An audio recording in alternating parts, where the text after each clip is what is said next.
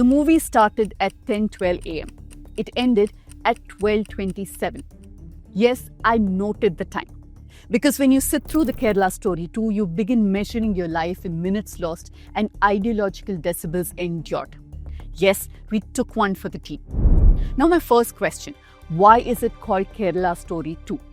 Because of the 3 case studies, one is set in Kerala, one in Gwalior, which is in Madhya Pradesh, and one in Jodhpur, which is in Rajasthan. The movie opens with the subtlety of a hammer to the skull. A bald woman hangs in Kochi. In Jodhpur, a dog discovers a woman's body. We are told the movie is inspired by true facts. Then we meet the trio. A free-spirited Malayali woman from Kochi, a Dalit woman who is a javelin thrower, and a 16-year-old dancer and rising social media star from Jodhpur. 3 states, 3 daughters, one underlying thesis. This is what happens when fathers are progressive. Because let's be clear, the only villain here isn't just the Muslim men and women with ominous background music playing during namaz scenes. The other antagonist is the Hindu father who is modern, dotes on his daughter, and gives her too much freedom. Making Kerala Story 2 must have been pretty simple. The director seems to have worked off 2 separate lists. Now I'll come back to those lists, but before that, let me remind you, it's the start of a new month. The perfect time to subscribe to the New Spirit. And if a monthly subscription feels like too much, then just think of it this way. I've saved you from watching this movie, so consider this your ticket price. So scan the QR code on your screen or click the link in the description and become a subscriber, or you can contribute to this show. Let me explain. All the links are in the comment box.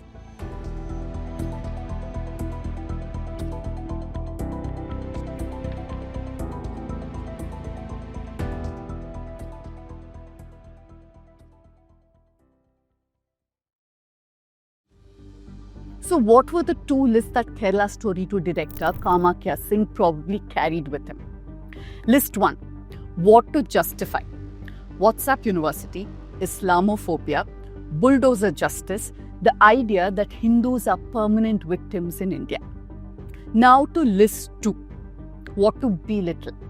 Secularism, progressive parenting, Hindu parents who don't indoctrinate their children, liberalism, middle-class Hindus who reject right-wing fanaticism, Indian laws that allow consenting adults to convert to another religion, and the biggest target, Kerala. There is no simple reason this film needed to be called Kerala Story 2. In fact, the so-called Kerala case study is the one where a woman is force-fed beef. And the makers can't even claim it is inspired by a true story there. There's something deeply sinister about choosing a state where many Hindus eat all kinds of meat and then locating a coercive beef-feeding story there. Now, the next question before the director would have been, how do we bring these 2 lists together? Simple. Romance. The romances begin innocently, as they must in all morality tales about civilizational collapse. Now, in Jodhpur, a girl dances. A man films her appreciatively. He proposes, he critiques her religion as outdated goddess worship. He promises wealth through sexy reels. The girl, who's an influencer, tells her parents, "Don't touch my phone, it's my privacy, this is my career." Now remember, she's 16 years old. Then in Kochi, a married man assures his girlfriend he will divorce his wife and that he does not believe in all that conversion stuff. Then in Agra, a Muslim man pretends to be a Hindu and promises to stand by the woman who wants to represent India in javelin throw.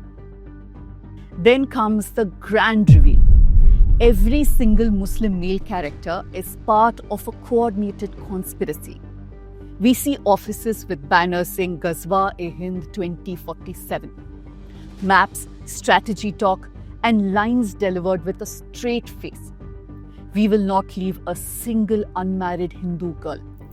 By 2047, there will be Sharia law in India. We are changing the demography of Europe. There are rate cuts. 6 lakhs for a Dalit woman, 12 lakhs for a Brahmin. It feels like the most unhinged WhatsApp forward that has been turned into a movie. Wait, it was a WhatsApp forward. This list, according to Alt News, first started doing the rounds in 2010. Some news channels even reported on it, calling it exclusive in 2016. Owing to inflation, I guess, the movie makers have increased the rates now. Then comes the violence. Because when you lack script, storyline, and creativity, you compensate with noise and brutality. Women are beaten, raped, locked up, force-fed beef, tied up, put up for prostitution, and even killed. Muslim women are not bystanders in this universe. They are enthusiastic accomplices. They smile at torture. They block escape routes in coordinated burqa formations. There are no conflicted relatives, no dissenters, no vigilant neighbors. Just seamless, choreographed cruelty. In Jodhpur, Divya marries Rashid and is relocated to a household that appears to be the headquarters of all villains. The mother-in-law wastes no time. Make sure that you put at least 5 or 6 children in her belly, with the subtlety of a bulldozer. In the Agra story, the Muslim man's mother, who's also a pimp by the way, tells her son that there is a great demand for Hindu women in their muhalla. Bottom line, the entire Muslim community wants to subject Hindu women to all forms of violence. Even prayer scenes come with ominous background scores in case you accidentally interpret namaz as devotion rather than an act of revenge that they want you to think it is. Meanwhile, Hindu parents flail helplessly. They approach the police, lawyers, they produce documents proving their daughter is a minor, but the response? The law, meaning the constitutional right to convert, is on their side. Apparently, democracy is also in on the conspiracy. Attempts to mobilize other Hindus fail at first. Hindus have been divided for 1,000 years. Translation: unity is overdue, unite against Muslims. In this movie, symbolism is not shy. A lone Hindu girl framed against a cluster of burqa-clad women. A Hindu father physically restrained by caricatured Muslim men. All this in a police station. What makes the sequel even more unsettling than the first one is that many may find it slightly better made. The background score is stronger. The sound design is sharper. The rage is better packaged. In both the films, the blame shifts quietly and then loudly to Hindu families themselves. The girls fall into traps because they were not taught faith strongly enough, because their fathers were too liberal, because their homes were too disconnected from tradition. But the movie truly gets dangerous in the end, as the bulldozer makes its heroic entry. The Muslim perpetrators are brutally beaten up in police stations. Hindu society wakes up, the film declares. Organize, consolidate, stop being secular.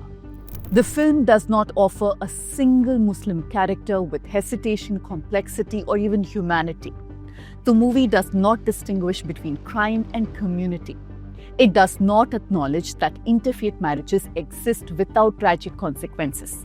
Instead, it constructs a world where every Muslim, man, woman, elderly, everyone is a cog in a sinister machine targeting ambitious, outspoken Hindu girls and the fathers who dare to trust them. The film claims inspiration from real events. Yes, real crimes do happen. Real tragedies do occur. But here, incidents are woven into an omnipresent conspiracy where suspicion is framed as the only rational response.